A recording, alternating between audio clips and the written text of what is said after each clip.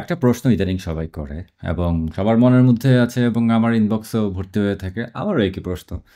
সেগুলো হচ্ছে যে আই মিন বাংলাদেশের এই মুহূর্তে কি হতে যাচ্ছে? কেউ জিজ্ঞেস করছে যে কি ইলেকশন হবে? কেউ বলছে কি ইউনূস সাহেব ক্ষমতা থেকে টপকে যাবে?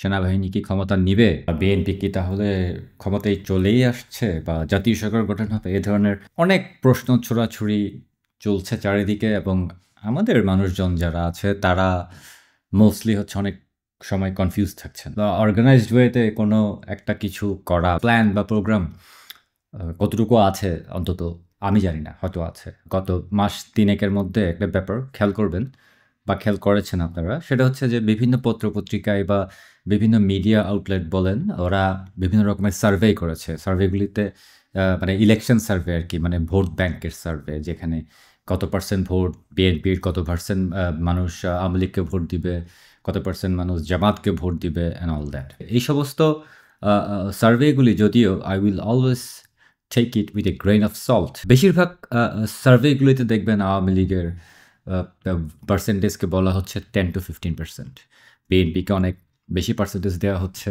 এবং জামাত এনসিপি তাদেরকেও পার্সেন্টেজ দেওয়া হচ্ছে, সবচেয়ে কম এনসিপি। আর যাই হোক, আওয়ামী লীগকে দেখবেন রাফলি 10-15% এই এই ক্যাটাগরির মধ্যেই ফেলা হচ্ছে। এই মুহূর্তে যে সময়টা বাংলাদেশে আছে, এই সময়ে কেউ যদি নিজেকে আওয়ামী লীগের সাপোর্টার অথবা ভোটার বলে, তাকে স্ট্রেট মেরে ফেলা হচ্ছে। এখন যদি আপনি নিজেকে আওয়ামী লীগের সাপোর্টার বলে বাংলাদেশের রাস্তায় ডিক্লেয়ার করেন ওপেনলি, আপনাকে মেরে ফেলা হবে কিন্তু, রাইট? আপনি বেঁচে থাকতে পারবেন না, আপনার লাশ পাওয়া যাবে অলিতে গলিতে।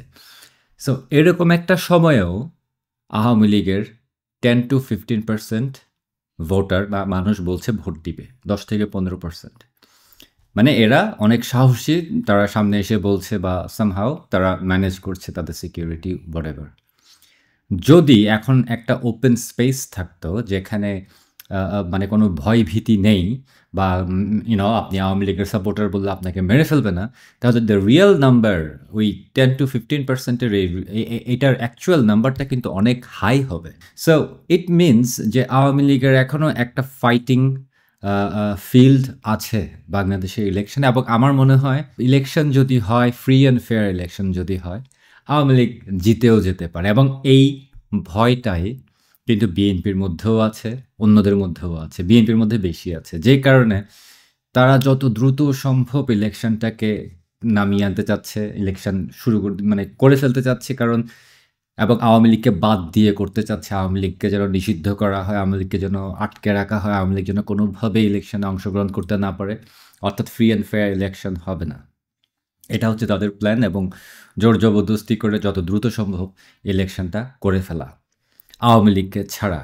কারণ আওয়ামী লীগ ইলেকশন করলে ক্ষমতায় চলে যেতেও পারে, কারণ সময়টা এখন এরকমই। সো ইউনূস সাহেবের মানে বাংলাদেশের মানে এই সরকার প্রধান হিসেবে ওনার আসলে স্থায়িত্ব আর কতদিন আছে we don't know, but it doesn't seem very long. ওনার যে সময়টুকু আছে, এই অল্প সময়ের মধ্যে উনি আদৌ কোনো ইলেকশন করতে পারবেন কিনা বা অ্যারেঞ্জ করতে পারবেন কিনা। Of course free and fair election ওনার নসিবে নাই, মানে ওনার নসিবে না, ওনার ইন্টেনশনের মধ্যে নাই ফ্রি অ্যান্ড ফেয়ার ইলেকশন করা। সো এটা একটু মাথায় রাখতে হবে, কারণ এই মুহূর্তে বাংলাদেশে যা হচ্ছে এগুলি আসলে সবই মানে মানুষ মানুষ এগুলো এক্সপেরিয়েন্স করছে, মানুষ দেখছে, মানুষ কম্পেয়ার করছে, কন্ট্রাস্ট করছে আগের রেজিমের সাথে, আওয়ামী লীগ আমলের সাথে কন্ট্রাস্ট করছে যে মানুষ কখন কেমন ছিল।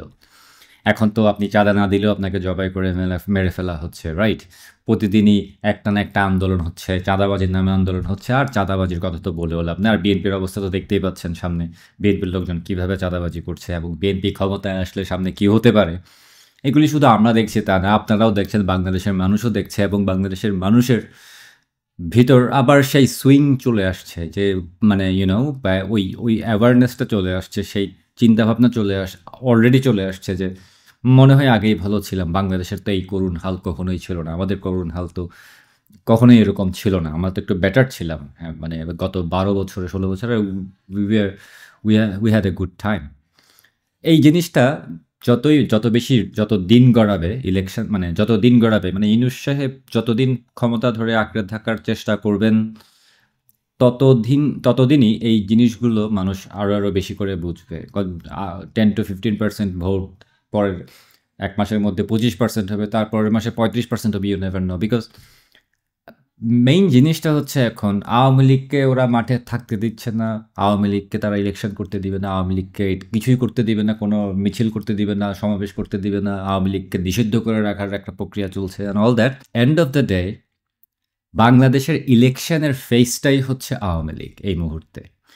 মানে ইলেকশন শব্দটা মুখে আনলে আনার সাথে সাথেই সবার আগে চলে আসে হচ্ছে আওয়ামী লীগ।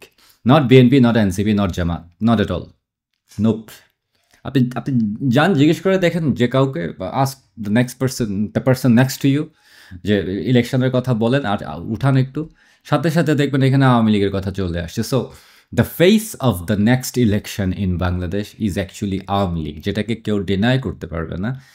ইট মিনস যে ইলেকশন ফ্রি অ্যান্ড ফেয়ার হোক না হোক, আওয়ামী লীগ কিন্তু মানুষের কাছে আওয়ামী লীগ কিন্তু আছে। এবং ফ্রি অ্যান্ড ফেয়ার ইলেকশন হলে মানুষ যদি ইন্ডিপেন্ডেন্টলি ভোট দিতে পারে, মানুষ যদি স্বাধীনভাবে তাদের মত প্রকাশ করতে পারে, and there is a very good chance Awami League আবারও ক্ষমতায় চলে আসতে পারে। এখন এই ইকুয়েশনগুলি আমাদের মাথায় নিতে হবে, কারণ so many things are happening. But one thing for sure, সেটা হচ্ছে যে আওয়ামী লীগকে বাদ দিয়ে এই বাংলাদেশে কেউ কোনো কিছু করতে পারবে না। কেউ যদি আওয়ামী লীগকে বাদ দিয়ে ক্ষমতায় চলেও